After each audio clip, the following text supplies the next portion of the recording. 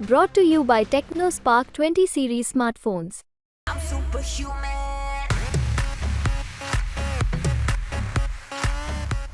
કોંગ્રેસ દ્વારા ઉમેદવારોના નામની ઘોષણા કરવામાં આવી અને તેની સાથે પેટા ચૂંટણીના ઉમેદવારના નામની પણ ઘોષણા કરવામાં આવી છે.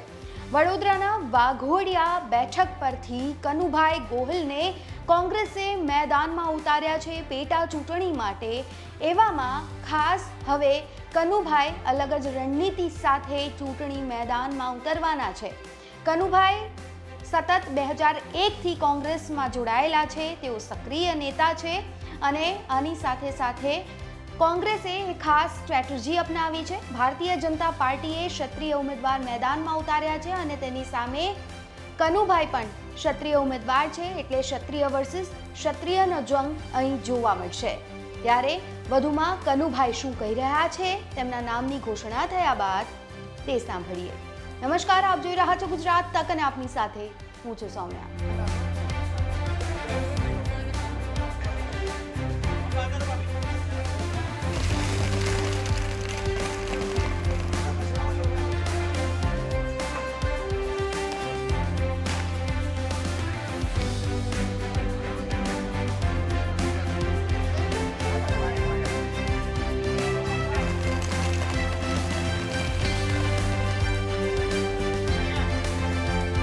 મધુભાઈ માજી ધારાસભ્ય છે.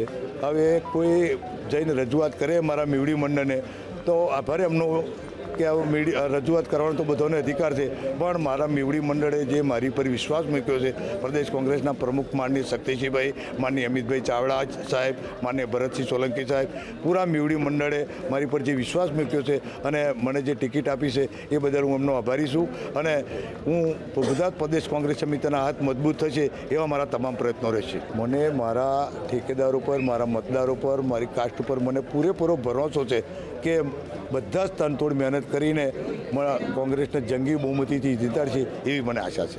એમની રણનીતિથી જીતશે, લડશે, અમે અમારી રણનીતિથી લડીશું, પૂરી તાકાતથી લડીશું એવો મને ભરોસો છે. અને મારા મતદારો, હું નહીં કહું તોય પણ એ પોતાની ફરજ સમજીને પોતે ઉમેદવાર છે એ રીતે મારા ઠેકેદારો બધા મારા મતદારો પડશે એવી મને આશા છે. વડોદરા તાલુકામાં વર્ષોથી પીવાના પાણીનો બહુ જંગી પ્રશ્ન છે.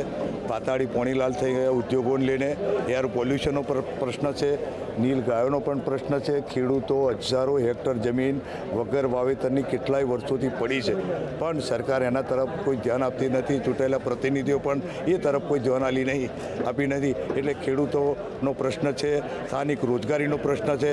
નંદેસિંહ જીઆઈડીસીનો સ્થાનિકોની ભરતી મોડ 5% છે. સરકાર એમ કહે છે કે 80% સ્થાનિકોને ભરતી કરો, પણ 5% ભરતી સ્થાનિક લોકોની કરે. આવા અનેક પ્રશ્નો છે વણઉકેલા પ્રશ્નોને અમે વાચા આપીશું. માહોલ તો આપ જોઈ શકો છો કે હમણાં અડધા કલાક પહેલાં જાહેરાત થઈ તો જોતા નજીકના જ માણસો આટલા બધા પધાર્યા છે અહીંયા, મારા ઠેકેદારો, મારા મતદારો.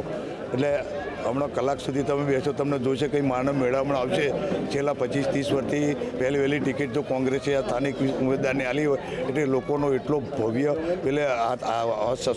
ભવ્ય સંતોષ છે કે લોકો પોતાના સંતોષને આનંદ મેળવી રહ્યા છે. અને તમને કહું કે બધા જ ઠેકેદારોને એવું મનમાં લાગણી છે કે આપણો સ્થાનિક ઉમેદવારને તોડ મહેનત કરી અને સ્થાનિક ઉમેદવારને જીતાડીએ એવું લોકોને ભવ્ય છે.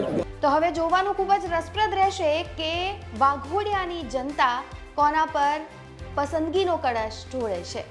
અત્યારે આ રિપોર્ટમાં બસ આટલું જ. ગુજરાતના તમામ મહત્વના સમાચાર જોવા માટે અને જાણવા માટે આપ જોડાયેલા રહો ગુજરાત તક સાથે. આપના સુધી આ એક્સક્લુઝિવ માહિતી મોકલી હતી અમારા સહયોગી દિગ્વિજય પાઠકે. ફરી મળીશું. નમસ્કાર.